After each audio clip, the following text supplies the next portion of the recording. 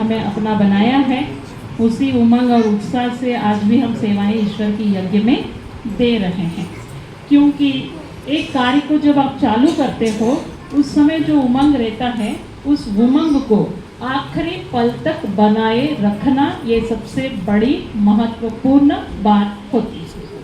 तो उस जमाने में मुझे सबसे पहले बाबा ने जो वरदान दिया था कि तुम रूहे गुलाब हो, तो आज भी वो गुलाब बाबा ने मेरे साथ संस्कारों में, स्वभाव में, कर्मों में, व्यवहार में सारी चीज़ें बनाए रखा। इसके लिए मैं ईश्वर को मिलियन टाइम्स धन्यवाद देती हूँ। और कहते हैं अगर जीवन साथी कोई भी है, अच्छे से अच्छा मिल जाते हैं, जैसे जीवन के 7 सुख के हैं, उन 7 सुखों के अंदर हम कहते हैं पुत्र आज्ञाकारी है ना, कितने सारे सुखों की गिनती करते हैं। तो आज तक ज्योति बेन मेरे साथ 25 साल से कंधे से कंधा मिला करके ईमानदारी, वफादार, आज्ञाकारी, फरमानबरदार होकर के ज्ञानी तो आत्मा, योगी तो आत्मा, सेवाधारी बन करके हर प्रकार की चीज़ों में अपने आप को नैपुण्यता से भरपूर करके बाबा की यज्ञ का नाम बाला करने के लिए सेवाएं दे रही है। क्योंकि एक होता है एक चीज़ या एक बहन या एक बेटी अपने घर में लाड और सुखों से पलती है, फिर उसको वही लाड़ प्यार ससुराल में भी प्राप्त हो, ये बहुत बड़ी बात होती है। तो आज तक ज्योति बहन को मैंने 25 साल हो गया है, इनको एमएससी भी करवाया है, और मैं जहाँ जहाँ ऑल इंडिया में जाती हूँ सेवा करने के लिए, वहाँ के लिए मुझे छुट्टी देती हैं, उस समय सेवा केंद्र संभालती हैं और मेरे साथ भी आती है सेवा करने के लिए। तो ऐसी बहन मिलना न भूतो न भविष्य की है, क्योंकि आत्माओं के अंदर संस्कार अच्छा होना it is the great point. Because जब आत्मा की कोर वैल्यूज स्ट्रॉन्ग रहते हैं, उन कोर वैल्यूज से क्या होता है, ऑटोमेटिकली सेवा हो जाती है। तो हम लोगों को परमात्मा ने इतना अच्छा किया, क्योंकि हम आंध्र प्रदेश में रहते हैं, कभी बरेला का नाम ही नहीं सुना, गंधानी का नाम ही नहीं सुना, धार जिला का नाम नहीं सुना, लेकिन ईश्वर ने हमें वहाँ से, क्योंकि मैं छोटेपन से ईश्वर से कहती थी मैं अगर शादी करूँगी तो परमपिता परमात्मा शिव से करूँगी, क्योंकि मेरा नाम उमा है, तो मैं ईश्वर के साथ ही जुड़ी रहूँगी। तो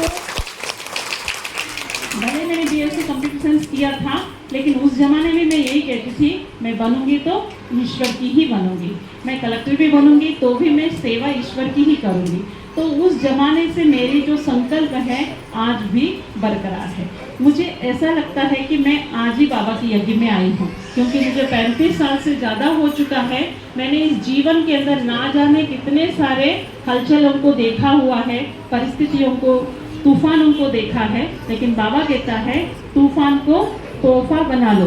तोहफा और तोहफा, तोहफा को जब आप देखते हो तो आपके मन के अंदर से विचार उत्पन्न होते हैं, ये कितना अच्छा गिफ्ट इन्होंने मुझे दिया है।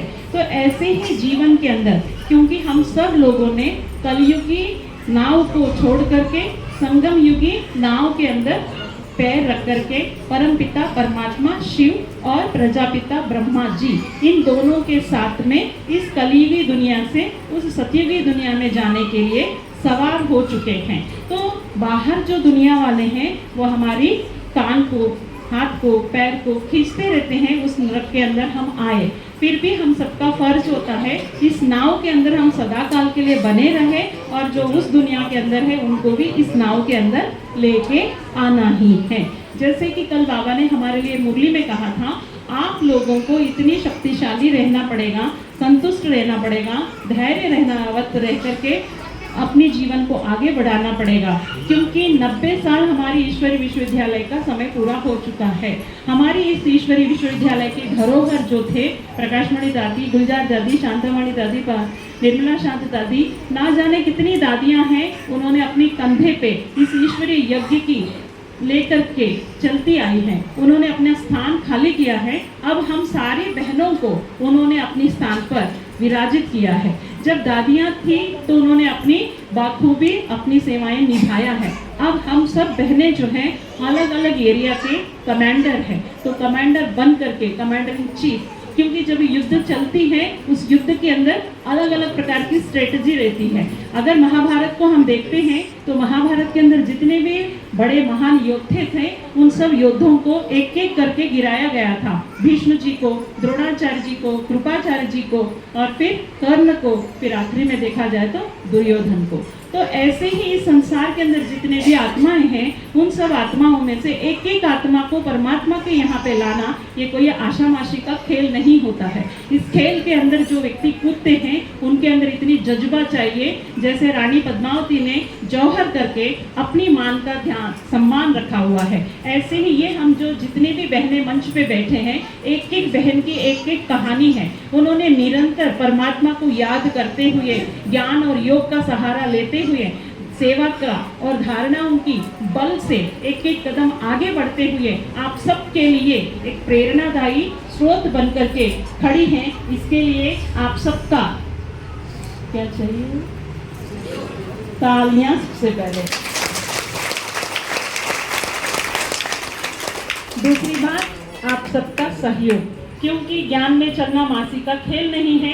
बाबा कहते हैं घर गृहस्थ में रहते हुए कमल फूल समान बन करके रहो, नाश्ता भी तोड़ो और निभाओ। कल का स्लोगन था सारे रिश्ते एक परमपिता परमात्मा के साथ रखो और क्या बोला? सारे रास्ते बंद करो, ब्लॉक करो, एक शिव बाबा से ही आपका रास्ता होना चाहिए। Then only you will become, क्या बनोगे शंकर भाई? एंजल, फरिश्ता। तो परमात्मा हमको हर पल शिक्षा देते रहते हैं। हम हमारे भाग्य को देख करके वाह हमारा तकदीर करके गुण गाते रहते हैं, क्योंकि ईश्वर ने इतनी बेहतरीन तकदीर दिया है, क्योंकि वो हमारा बाप भी है, टीचर भी है, सतगुरु भी है, माता भी है और पिता भी है। ऐसा परमात्मा का सेवा का लेने का भाग्य इस दुनिया में हर एक आत्मा को प्राप्त नहीं होता है। तो हम सब बच्चों का काम है परमात्मा को इन आंखों से, इस मस्तक से दुनिया को दिखाना। कल का मुरली था, बाबा ने कहा आपका चेहरा हमेशा ही हर्षित मुख होना चाहिए। आपको अपनी आंखों से, अपनी दृष्टि से पूरी दुनिया को ठीक करना है। एक छोटी सी 1 सेकंड की कहानी है। एक राजा जो है एक जगह जा रहे थे, तो एक मनुष्य था, उसने राजा को देखा और उसके पास एक लोहे की तवा थी। तो उसने क्या किया, उस तवा को लेकर के अपनी आंखों के सामने आड़े लगा दिया। तो राजा ने देखा कि ये व्यक्ति ने मुझे देख करके अपना मुंह क्यों छुपा रहा, क्या इसने ऐसी कोई गलती किया है क्या, या मैंने कोई ऐसा गलती किया है क्या, इसने मेरा मुंह देखना नहीं चाहा। तो फिर राजा ने कहा जाओ उसको बुला के लाओ, उस किसान को। उस किसान से पूछा भैया आपने अपना मुंह लोहे से क्यों ढका, कारण क्या था? तो उस किसान ने कहा आपका मुंह देखने लायक नहीं है ऐसा नहीं, मेरा मुंह दिखाने लायक नहीं है ऐसा भी नहीं है, कारण तीसरा है। क्या था? मैंने सुना है हमारा राजा इतने पारस पत्थर है, अगर पत्थर उनके सामने जाती है तो वो राजा की नजर उस पे पड़ने से वो पत्थर भी पारस बन जाता है।